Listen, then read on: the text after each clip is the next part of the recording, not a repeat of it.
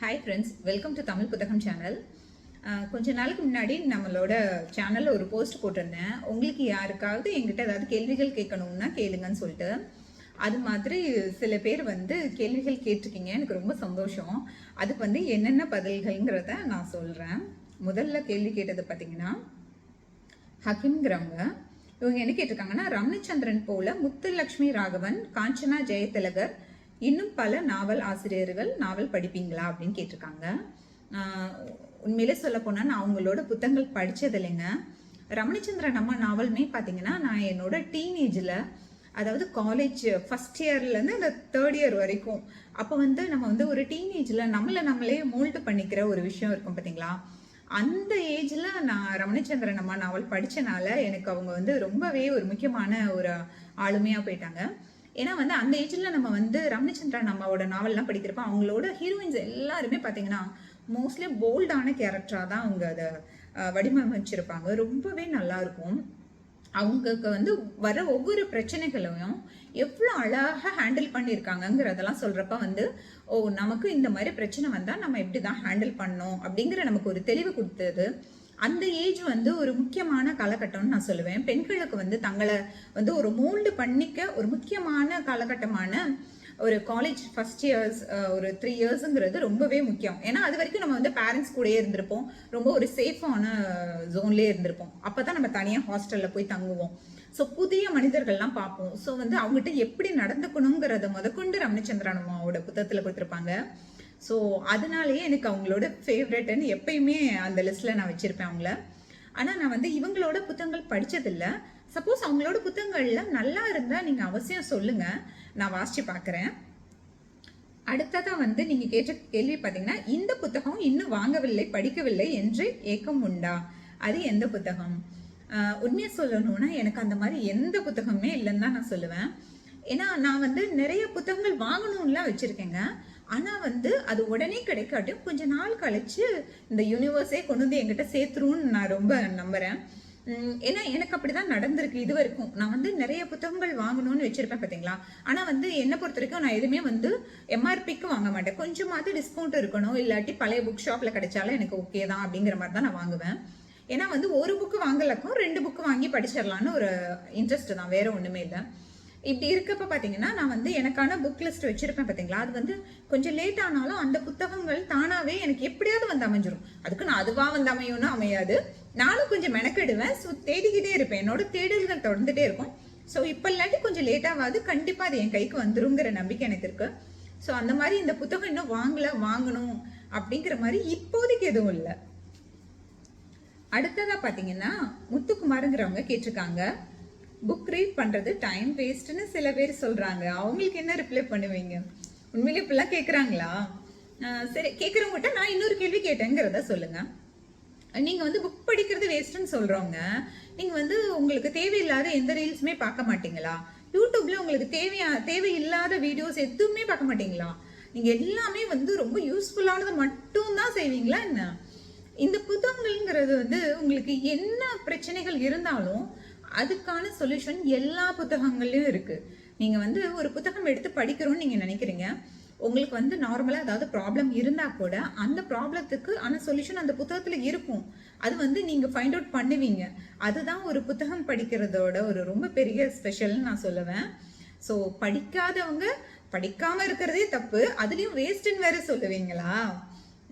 Okay, நல்லா தாங்க இருக்குது. அடுத்ததாக பார்த்தீங்கன்னா செல்வம் ராஜாங்கிறவங்க ஒரு கேள்வி கேட்டிருக்காங்க.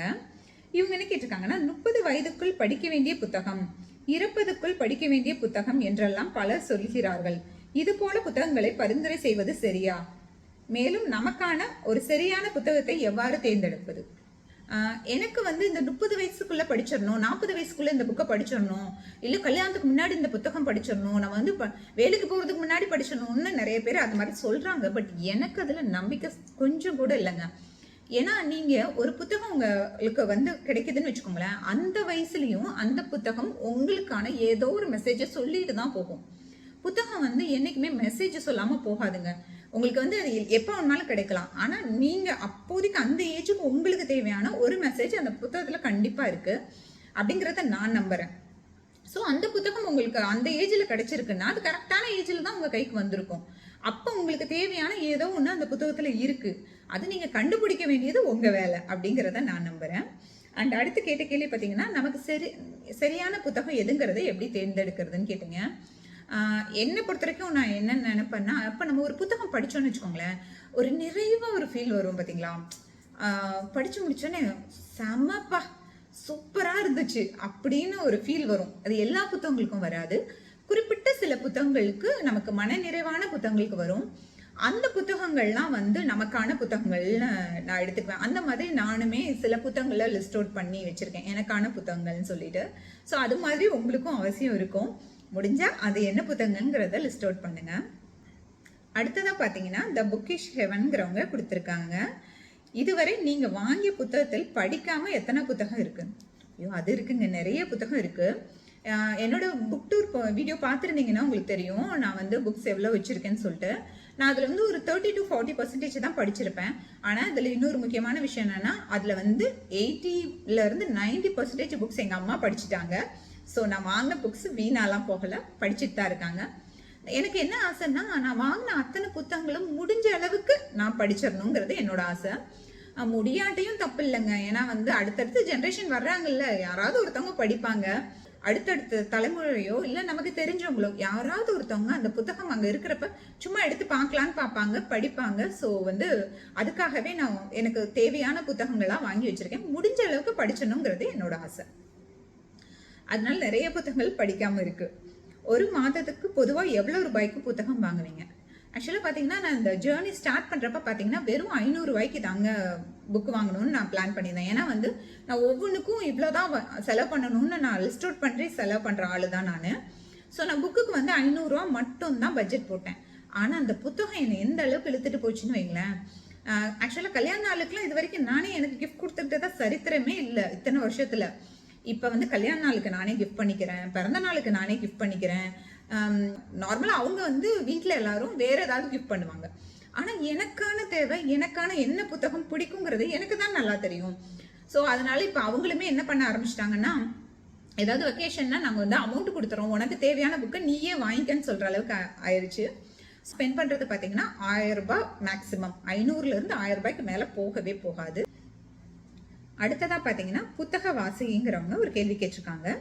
தங்களின் புத்தக அனுபவ தொடக்கம் எந்த வயதில் உங்கள் முதல் புத்தகம்? என்னோட புத்தக அனுபவ தொடக்கம் பார்த்தீங்கன்னா, என்னோட சின்ன வயசுல நம்ம முத்து காமிக்ஸ் இருக்கும் பார்த்தீங்களா, இரும்பு கை மாயாவி புத்தகம், அதெல்லாம் நான் நிறைய படிப்பேங்க. ஏன்னா அந்த காலகட்டத்தில் எங்கள் அண்ணா வந்து ராஜேஷ்குமார் நாவல் விரும்பி படிப்பார். ஸோ நான் முத்து காமிக்ஸ் முடிச்சுட்டு அடுத்த லெவல் வர்றப்ப பார்த்தீங்கன்னா, ராஜேஷ்குமார் நாவல் எங்கள் வீட்டில் நிறைய இருக்கும், பேக்கெட் சைஸ் நாவல், அது படிச்சிருக்கேன். அதுக்கப்புறம் பார்த்தீங்கன்னா ஒரு 8ஆவதுல ஆரம்பிச்சு, அதுக்கப்புறம் காலேஜ் லைஃப்பில் கொஞ்சமாவது படித்தேன் ரமணிச்சந்திரன் நாவல். அதுக்கப்புறம் பார்த்தீங்கன்னா எனக்கு தெரிஞ்சு 8ஆவதுலேருந்து நான் கல்யாணம் ஆகி குழந்தை பிறந்து கிட்டத்தட்ட எனக்கு 35 வயசு ஆகிற வரைக்குமே வந்து நான் பெருசாக புத்தகங்கள் படித்தேன்னா இல்லைன்னு தான் நான் சொல்லுவேன். அப்பப்போ படிச்சிருக்கேனே தவிர நான் வந்து தொடர்ந்து இந்த மாதிரிலாம் படிக்கலை. ஸோ எனக்கு வந்து ஒரு பெரிய பிரேக்கே நான் எடுத்திருக்கேன். 20-25 வருஷம் நான் சொல்லப்போனால் புக்கே படிக்கலன்னு தான் நான் சொல்லணும். இப்போ நான் ரொம்ப ஃபீல் பண்ணுறேன். அன்னைக்கெல்லாம் வந்து நம்ம எப்படி இதை மிஸ் பண்ணோம், நம்ம வந்து இதை தாண்டி நம்மளோட ப்ரியாரிட்டி வேறையா இருந்திருக்கு அப்படிங்கிறதெல்லாம் எனக்கு ரொம்பவே இப்போ நினைக்கிறப்ப ஆச்சரியமாக இருக்குது. அண்ட் ஒரு நாளைக்கு ஒரு குறிப்பிட்ட பக்கங்கள் வாசிப்பீர்களா அல்லது ஆர்வம் இருக்கிறப்ப வாசிப்பீங்களான்னு கேட்டிருக்கீங்க. ஆமாங்க, எனக்கு வந்து இவ்வளோ படிக்கணுன்ற ரெஸ்ட்ரிக்ஷன்ஸ் எப்பயுமே வச்சுக்க மாட்டேன். எனக்கு டைம் கிடைக்கிறப்பெல்லாம் நான் படிப்பேன். அதாவது எனக்கு முழு மனசாக படிக்க முடியுங்கிறப்ப மட்டும்தான் படிப்பேன். நான் வந்து எந்நேரமும் படிச்சுட்டு இருக்கேன் ஆளான்னு கேட்டிங்கன்னா கண்டிப்பாக இல்லைன்னு தான் நான் சொல்லுவேன். நான் நல்லா பாட்டு கேட்பேன், நல்லா தூங்குவேன், அண்ட் அப்பப்போ படம் பார்ப்பேன், இடையில புக்கும் படிப்பேன். ஆனால் எனக்கு அந்த புத்தகங்களோட ஆர்வம் வந்து அடுத்தடுத்து படிக்கணுங்கிற ஒரு ஆர்வத்தை ஏற்படுத்தும். ஸோ நான் வந்து இன்ட்ரெஸ்டாக நானே படிக்க ஆரம்பிச்சிடுவேன். எங்கள் வீட்டை பொறுத்த வரைக்கும் பார்த்தீங்கன்னா, பிள்ளைங்க ஸ்கூலுக்கு போனதுக்கப்புறம் டைம் இருக்கும். அதே மாதிரி அவங்க ஸ்கூல்லேருந்து வந்ததுக்கப்புறமே பார்த்தீங்கன்னா அவங்க சப்ஜெக்ட் புக்ஸ் படிக்கிறப்ப நான் வந்து எனக்கான புத்தகத்தை எடுத்து படிப்பேன். எங்கள் அம்மாவுமே அவங்களுக்கான புத்தகத்தை எடுத்து வச்சு படிப்பாங்க. மோஸ்ட்லி அதிகமாக டிவி ஓடாது. சாயங்காலம் பிள்ளைங்க வந்தோடனே எல்லாரும் ஓரளவுக்கு அவங்கவுங்க புத்தகங்கள் ஆனால் கண்டிப்பாக புத்தகங்கள் படிக்கிறதுங்கிறது வீட்டில் எப்பயுமே நடக்கிற ஒரு நிகழ்வு தான். எங்கள் வீட்டில் வந்து புத்தகங்கள் படிக்கிறதுக்கு லேட் நைட்டில் லைட்டு போட்டு படிக்கக்கூடாது, இல்லை ஏர்லி மார்னிங் படிக்கக்கூடாது. படிக்கிறத பொறுத்த அளவுக்கு என்றைக்குமே ரெஸ்ட்ரிக்ஷன்ஸ் இல்லை. அது கதை புத்தகமாக இருந்தாலும் சரி, பாட புத்தகமாக இருந்தாலும் சரி. அடுத்தது பார்த்தீங்கன்னா பாரதி சுடலைங்கிறவங்க ஒரு கொஸ்டின் கேட்டிருக்கீங்க. Hi ma'am, you are great inspiration for me. ரொம்ப சந்தோஷங்க. How do you have this much love in reading? அது எப்படி சொல்றது, நமக்கு ஒரு விஷயம் பிடிக்கலன்னா சொல்லலாம், பிடிக்கிறது எப்படி சொல்றதுன்னு தெரியலையே. எனக்கு ரொம்ப ரொம்ப பிடிச்சிருக்கு புத்தகம். அது வந்து படிச்சாலே ஒரு நிறைவா இருக்குங்க, ரொம்ப சந்தோஷமா இருக்கு. புத்தகங்கள் படிக்க ஆரம்பிச்சதுக்கு அப்புறம் பாத்தீங்கன்னா என்னோட அப்படியே டைமே வந்து அவ்வளோ அழகான மாதிரி இருக்கு. ரொம்ப நல்லா இருக்கும். புத்தகங்கள் படிக்கிறப்ப நமக்கு நிறைய விஷயங்கள் தெரிஞ்சுக்க முடியும். நமக்கு ஒரு பெரிய எக்ஸ்போஷரே கிடைக்கும். நம்ம வந்து நிறைய இடத்துக்கு போயிருக்க மாட்டோம், ஆனால் அந்த போன ஒரு ஃபீல் நமக்கு கொடுக்கும். அவ்வளோ அழகாக இருக்கும். நீங்கள் அவசியம் நிறைய புத்தகங்கள் படிங்க. அடுத்ததாக பார்த்தீங்கன்னா சுரேஷ்குமாருங்கிறவங்க ஒரு கேள்வி கேட்டிருக்காங்க. Talk about your time management for reading. Time மேனேஜ்மெண்ட்டுங்களா? இப்போ தான் நான் சொன்னேன், ஏற்கனவே ஒருத்தவங்க கேள்வி கேட்டிருந்தப்ப நான் சொல்லியிருந்தேன், எனக்கு வந்து டைம் மேனேஜ்மெண்ட்டுங்கிறது எப்போ டைம் கிடைச்சாலும் படிப்பேன். இன்னும் சுருக்கமாக சொல்லணும்னு வச்சுக்கோங்களேன், இப்போ நம்ம வந்து நான் வீட்டு வேலை செஞ்சிட்ருக்கேன்னு வச்சுக்கோங்க. இப்போ நான் ஒரு மாவே ஆட்டணும்னு வச்சுக்கோங்க. நான் என்ன பண்ணுவேன், உளுந்தே போடுறோம்னா கிரைண்டரில் போட்டால் அது பாட்டுக்கு அதை ஆடப்போகுது. நம்ம ஒன்றும் பண்ண வேண்டியதே இல்லை. இப்போல்லாம் அதை ஆடிட்டு இருக்கப்ப நான் என்ன பண்ணுவேன், இப்போ ஒரு ஷார்ட் ஸ்டோரி மாதிரி ஏதாவது புக் எடுத்து வச்சுட்டா உளுந்து ஆடுறதுக்கு எப்படியும் 20 நிமிஷத்துலேருந்து கொஞ்சம் அந்த 1/2 மணி நேரம் போல் ஆகும். ஸோ அது பாட்டுக்கு அதை ஆடிட்டு இருக்கிறது, பக்கத்தில் உட்காந்து கிண்டி வைக்கிறது மட்டும்தான் நம்ம வேலை. நமக்கு வேறு எந்த வேலையுமே இல்லை. ஸோ நான் என்ன பண்ணுவேன், ஒரு ஷார்ட் ஸ்டோரி புக் எடுத்துட்டு பக்கத்துலேயே உட்காந்துட்டு நான் அது பாட்டுக்கு கிண்டி விட்டு இருந்தால் அது பாட்டுக்கு அதை ஆடிட்டு இருக்கும், நான் பாட்டுக்கு நான் படிச்சுட்டு இருப்பேன். இல்லை அப்படி இல்லாட்டின்னு வச்சுக்கோங்களேன், நான் என்ன பண்ணுவேன், சீக்கிரமாக எல்லா வேலையும் முடிச்சுட்டு ரொம்ப ப்ளசண்ட்டாக எந்த வேலையுமே இல்லை அப்படிங்கிற மாதிரி உட்காந்து படிப்பேன். நான் வந்து என்ன பண்ணுவேன்னா, இந்த மாதிரி எனக்கு முடிஞ்ச நேரத்துலையெல்லாம் நான் படிப்பேன். அதுவும் இல்லாமல் இப்போ நான் எங்கேயாவது லாங்காக ட்ராவல் போகிறேன்னு வச்சுக்கோங்களேன், எனக்கு பஸ்ஸில் போனால் நல்லா என்ஜாய் பண்ணி பார்த்துட்டு போவேன். அதே நேரத்தில் நான் ட்ரெயினில் போகிறேன்னா கண்டிப்பாக என்கிட்ட புக்கு இருக்குங்க. அதே மாதிரி நான் ஏதாவது ரொம்ப கூட்டமான ஒரு இடத்துக்கு போகிறேன், யாரையாவது பார்க்க அப்பாயின்மெண்ட் வாங்கிட்டு தான் போகணும், உட்காந்துருக்கணும் அப்படிங்கிற சூழ்நிலாம் நமக்கு தெரிஞ்சு தான் போவோம். ஸோ நான் என்ன பண்ணுவேன்னா, நான் புக் எடுத்துகிட்டு போய் படிப்பேன். ஸோ நீங்கள் வந்து வெளியில் போனாலும் நீங்கள் ஈஸியாக படிக்க முடியும் உங்களால். ஸோ வந்து நீங்கள் வந்து அதுக்காக புக்கு மட்டுமே படிங்க நான் சொல்ல மாட்டேன், எக்ஸ்பீரியன்ஸும் பண்ணுங்கள். பட் ஆனால் உங்களுக்கு டைம் கிடைக்கிறப்பெல்லாம் படிங்க. அடுத்ததாக பார்த்தீங்கன்னா ஜனசர்மாங்கிறவங்க ஒரு கேள்வி கேட்டிருக்காங்க. உங்கள் ஃபேவரட் ஆத்தர் யார்? 1 book recommendation from each author. எனக்கு வந்து நிறைய புத்தகங்கள் பிடிக்குங்க. ஒவ்வொருத்தவங்க ஒவ்வொரு புக்கு எழுதுனவங்க கூட எனக்கு பிடிக்கும். ஆனால் டாப் லிஸ்ட்டில் இருக்க ஒரு 5 பேர்த்த மட்டும் சொல்கிறேன். ஃபஸ்ட்டு வந்து ஜெயகாந்தன் சாரோட ஒரு மனிதன் ஒரு வீடு ஒரு உலகம் புத்தகம் ரொம்ப பிடிக்கும். அடுத்து ஜெயமோகன் சாரோட யானை டாக்டர் புத்தகம். இந்த புத்தகம் வந்து எனக்கு எப்படி பிடிச்சிருக்குன்னே சொல்ல தெரியாதுங்க, அந்த அளவுக்கு எனக்கு பிடிச்ச ஒரு புத்தகம். இதில் வந்து ஒரு புழுவை வந்து ஒரு குழந்தை கூட கம்பேர் பண்ணி எழுதியிருப்பாருங்க.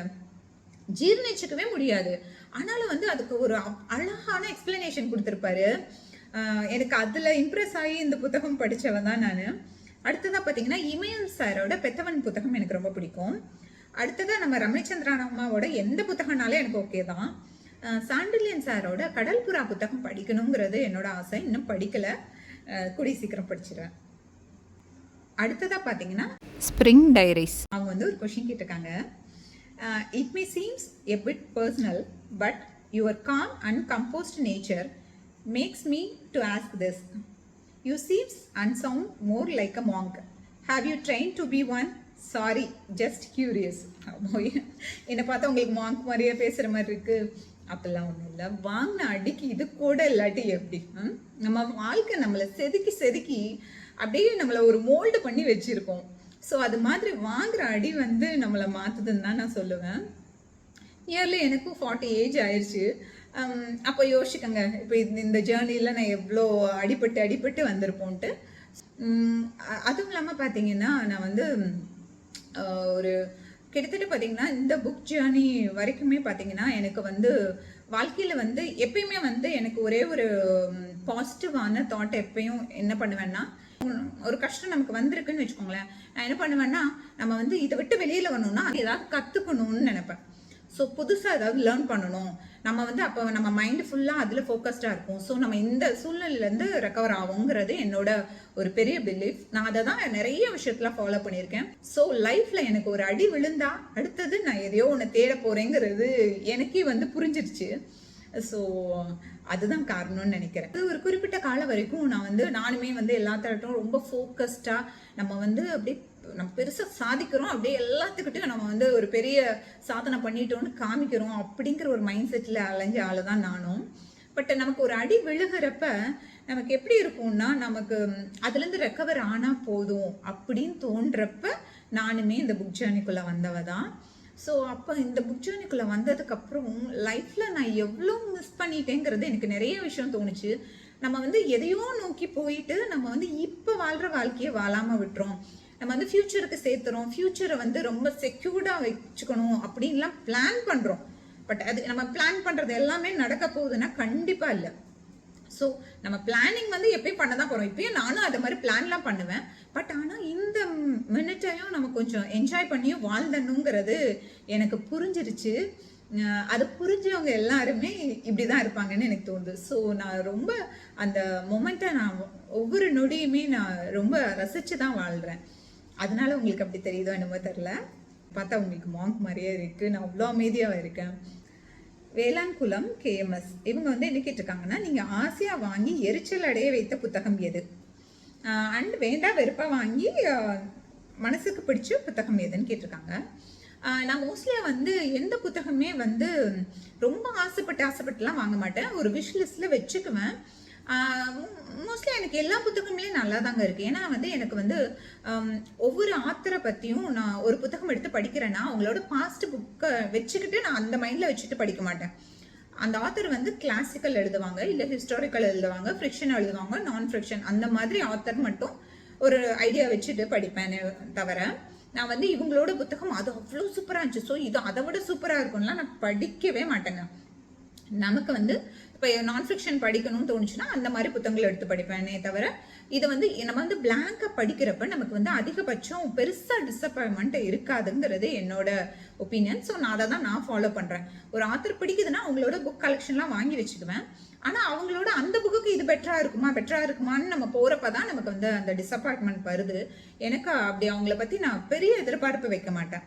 அந்த புத்தகத்தை அந்த சப்ஜெக்டை பற்றி ஒழுங்காக சொல்லியிருக்காங்களா, இல்லை எனக்கு புரியுற மாதிரி சொல்லியிருக்காங்களா, அவ்வளோதான் எனக்கு தேவை. மற்றபடிக்கு அவங்க இதை விட சூப்பர் புக்கே எழுதியிருக்கலாம், நமக்கு அது தேவையே இல்லை.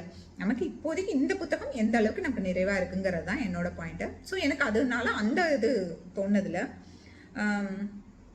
வேணாமான்னு வாங்கின புத்தகம் அதுக்கப்புறம் பிடிச்ச புத்தகம்னா எனக்கு வந்து இரவு புத்தகம் ஜெயமோகன் சாரோடது நான் ரிவ்யூ கூட கொடுத்துருப்பேன். அந்த புத்தகம் வந்து நான் ரிவ்யூவே பார்க்காம வாங்கினேங்க. ஆக்சுவலாக பார்த்தீங்கன்னா நான் அந்த புத்தகம் வாங்கினப்ப நான் எங்கே இருந்தேன்னு பார்த்தீங்கன்னா ஒரு ஹாஸ்பிட்டலில் இருந்தேன். ஆக்சுவலாக அப்போ வந்து எனக்கு மொழி தெரியாத ஊர். எல்லாருமே வந்து மோஸ்ட்லியாக நைட்டில் ஃபோன் பார்க்குறாங்க இல்லை தூங்குறாங்க. எனக்கு வந்து அந்த அட்மாஸ்பியரில் தூக்கமும் வரல. ஸோ நான் வந்து ஏதாவது ஒன்று வாங்கணும் ஒரு அவசரமாக ஒன்று பழைய புக் ஷாப்பில் தான் ஆர்டர் போட்டு அங்கே வர வச்சு படித்தேன். ஸோ அந்த புத்தகத்தை பார்த்தீங்கன்னா என்னால் இரவில் மட்டும்தான் படிக்க முடிஞ்சது. அந்த இரவுங்கிற புத்தகத்தை இரவில் தான் நான் படித்தேன்.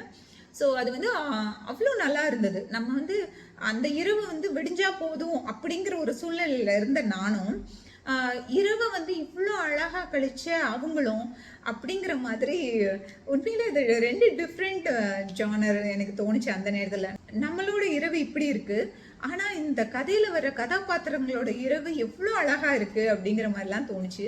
ரொம்ப ஒரு அருமையான புத்தகமாக எனக்கு தோன்றதுக்கு காரணம் என்னென்னா நான் இருந்த சூழ்நிலை. அதனால எனக்கு அந்த புத்தகம் ரொம்ப பிடிச்சிருந்துச்சு. அடுத்து வந்து இன்னொருத்தவங்க கேள்வி கேட்டிருந்தாங்க, விஸ்வாங்கிறவங்க. அவங்க என்ன சொல்லியிருந்தாங்கன்னா, where do you usually get book suggestions? நான் வந்து புத்தகங்கள் ரெக்கமெண்டேஷன் எங்கே மோஸ்ட்லி அது பண்ணுவேன்னா, நம்ம பார்க்குற சக மனிதர்கள்கிட்ட நான் அதிகம் பேசுவேன்.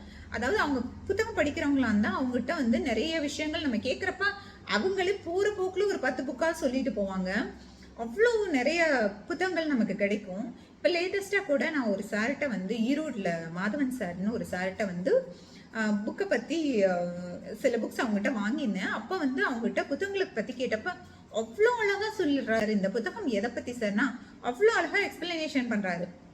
அவர் என்ன சொல்றாரு, இது வந்து இந்த மாதிரி ஜானர், இந்த மாதிரி இடத்த சூழ்நிலையில உள்ள ஒரு கதைகளை பத்தி சொல்லும் அப்படின்னு. அதை விட ஒரு ஹைலைட் என்னன்னா, இப்ப நான் வந்து உங்களுக்கு புக் ரெக்கமெண்டேஷன் எல்லாம் பண்றேன் பாத்தீங்களா, இந்த வீடியோஸ் எல்லாம் பார்த்துட்டு கூட அவர் என்ன சொல்லுவாரு, உங்களுக்கான புத்தகம் இதுதான், நீங்க இது வந்து அழகா வாங்கி படிக்கலாம், உங்களுக்கு அது ரொம்ப பிடிக்குங்கிற அளவுக்கு சொல்றாங்க. அவங்கெல்லாம் பாருங்களேன், அப்போ வந்து அவங்களுக்கு எவ்வளவு புத்தகங்கள் படிச்சிருப்பாங்க. அவர் வந்து எனக்கு தெரிஞ்சு ஒரு 2000 புத்தகங்களுக்கு மேல அவங்க கைவசமே வச்சிருக்காங்க. நிறைய புத்தகங்கள் வாங்கிட்டு இப்ப வரைக்கும் அவர் சார் வாங்கிட்டே தான் இருக்காரு. அது மாதிரி நிறைய மனிதர்கள் வந்து அழகழகான புத்தகங்கள்லாம் படிச்சுட்டு இருக்காங்க. நமக்கு தெரியாத நிறைய புத்தகங்கள் அவங்க வச்சிருக்காங்க. அந்த மாதிரி யாராவது ஒருத்தர் 2 பேர் நம்ம கண்ணில் தட்டுப்பட்டாலே போதும், நம்ம வாழ்நாள் பூரா படிக்கிறதுக்கு தேவையான புத்தகங்கள் சஜஷன்ஸ் எல்லாம் அவங்ககிட்ட இருந்து நம்ம வாங்கிக்கலாம். அண்ட் இன்னொரு விஷயம் நான் சொல்றேங்க, அவர் எனக்கு சொன்ன சஜஷன் நான் உங்களுக்கும் சொல்றேன். ஐயா என்ன சொன்னார்னா, நீங்க வந்து அவங்க என்ன பண்ணுவாங்கன்னா, மாதவன் சார் என்ன பண்ணுவார்னா, அவர் வந்து நிறைய புத்தகங்கள் படிப்பாரு. அவர் என்ன பண்ணுவார்னா, ஒவ்வொரு புத்தகத்தை பத்தியும் ஒரு 10ல இருந்து ஒரு 20 லைன் மாதிரி ஒரு ஷார்ட்டா ஏதோ ஒன்று எழுதி வச்சுக்குவாங்க. அந்த புத்தகத்துல அவங்களுக்கு பிடிச்ச வரிகளை எழுதி வச்சுக்குவாங்களாம். அவங்க என்ன சொன்ன விஷயம் என்னன்னா, இப்ப நம்ம படிக்கிறோம், சப்போஸ் இன்னும் கொஞ்சம் நாள் கழிச்சு நமக்கு வயசானா நம்மளால ஃபுல் புக்கும் படிக்க முடியாது இல்லையா, ரீகால் பண்ணணும்னா அந்த ஒரு பத்தியும் நீங்க படிச்சீங்கனாலே அந்த ஃபுல் புக் படிச்சா உங்களுக்கு என்ன ஒரு தாக்கம் இருக்குமோ அது இருக்கும். அதனால நீங்க வந்து அவசியம் அந்த மாதிரி நீங்க ட்ரை பண்ணுங்கன்னு சொன்னாங்க. எனக்குமே இது வித்தியாசமா தான் இருந்துச்சு. இனிமேல் நம்மளும் இதை அப்படியே ஃபாலோ பண்ணணும்னு நான் நினைச்சேன்.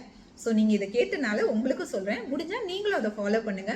ஸோ நீங்க என்னென்ன புத்தகங்கள் படிக்கிறீங்களோ அந்தந்த புத்தகங்களை பத்தி குறிப்பிட்ட சில லைன்ஸோ இல்லை உங்களுக்கு என்ன தோணுதோ அதை எழுதி வச்சுட்டே வாங்க. அது வந்து நாளைக்கு நீங்களே ஒரு குறிப்பிட்ட வருஷம் கழிச்சு, ஒரு 10 வருஷம் கழிச்சு கூட நீங்க அதை படிச்சு பாக்குறப்ப உங்களுக்கே ஆச்சரியமா இருக்கும். இந்த புத்தகத்தோட பார்வை அப்ப வேற மாதிரி இருக்கும், இப்ப கூட திரும்ப படிச்சீங்கன்னா வேற மாதிரி இருக்கும். ஸோ நல்லா இருக்கும், ட்ரை பண்ணி பாருங்க.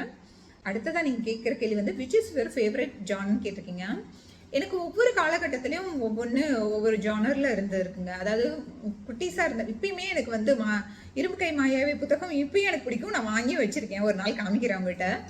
அண்ட் எனக்கு வந்து த்ரில்லர் பிடிக்கும், அமானுஷம் ரொம்ப பிடிக்கும், நாவலும் பிடிக்கும், ஹிஸ்டாரிக்கலும் பிடிக்கும், ஹிஸ்ட்ரியும் பிடிக்கும், நான் ஃபிக்ஷனும் பிடிக்கும்.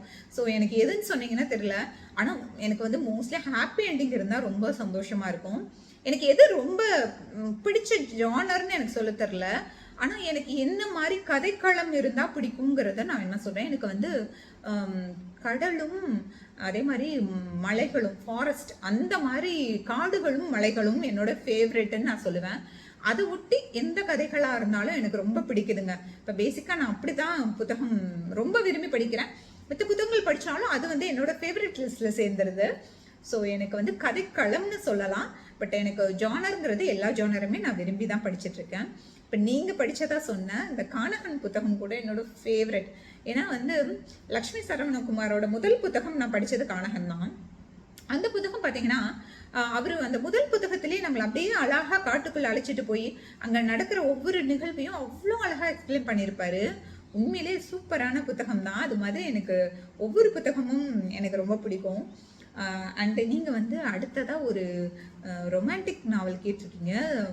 எனக்கு ரமணச்சந்திரன் நாவல் எது வேணாலும் படிங்களேன். இப்போ நான் லேட்டஸ்ட்டாக எதுவுமே படிக்கலை, ஃபுல்லாகவே நான் ஃபிக்ஷன் புக் தான் படிச்சுட்ருக்கேன். சப்போஸ் நான் ஏதாவது படித்தேன்னா கண்டிப்பாக உங்களுக்கு கமெண்ட்டில் வந்து நான் சொல்கிறேன். அடுத்ததாக பார்த்தீங்கன்னா நீங்கள் இன்னொரு கேள்வி கேட்டிருந்தீங்க, ma'am then I wish you can start a space like where experience readers and beginners upon common interest can share their ideas. நல்ல ஐடியா தாங்க இது. வந்து உங்களுக்கு யாராவது இதை எப்படி பண்ணலாங்கிற ஏதாவது ஐடியா இருந்தது, இல்லை நம்ம எல்லாம் சேர்ந்து பண்ணலான்னாலும் ரொம்ப சந்தோஷம். நான் சேனல் ஆரம்பித்ததே வந்து ரொம்ப விரும்பி ஆரம்பித்ததுக்கு மெயின் காரணம் பார்த்தீங்கன்னா புக்கை வந்து பரவலாக எல்லாத்துக்கும் கொண்டு போய் சேர்த்தணுங்கிறது தான் என்னோட நோக்கம். ஸோ நீங்கள் அந்த மாதிரி யாராவது இன்ட்ரெஸ்டாக நிறைய புத்தகங்கள் படித்தவங்க நான் சொல்லணும்னு நினைக்கிறேன்னாலும் நீங்கள் அவசியம் எனக்கு வந்து மெயில் பண்ணுங்கள். அது மாதிரி இப்போ நம்ம ஒரு குழுவாக சேர்ந்து இது செய்யலாங்க, ஏதாவது ஏற்பாடு பண்ணலான்னு உங்களுக்கு யாருக்காவது இந்த வீடியோ பார்க்குறவங்களுக்கு ஐடியா இருந்தாலும் அவசியம் எனக்கு மெயில் பண்ணுங்க. நம்ம வந்து எல்லாரும் ஒரு குழுவாக இது வந்து செய்வோம். ஏன்னா வந்து இது அவசியம் செய்யணுங்கிற நான் நினைச்ச ஒரு விஷயம் தான் நீங்கள் சொல்லியிருக்கீங்க. தேங்க்ஸ் விஸ்வா. கேள்வி கேட்ட அத்தனை பேர்த்துக்கும் ரொம்ப தேங்க்ஸுங்க. ஏன்னா நான் ஒரு போஸ்ட் போட்டதை நம்பி நீங்கள் இத்தனை பேர் கேள்வி கேட்டிருக்கீங்க, ரொம்ப சந்தோஷமா இருந்துச்சு. தொடர்ந்து இதே மாதிரி வேறு சில புக் சஜஷனோட நான் வேற ஒரு வீடியோவில் உங்களை நான் சந்திக்கிறேன். அதுவரை உங்களிடமிருந்து விடைபெறுவது கலையரசி சீனிவாசன்.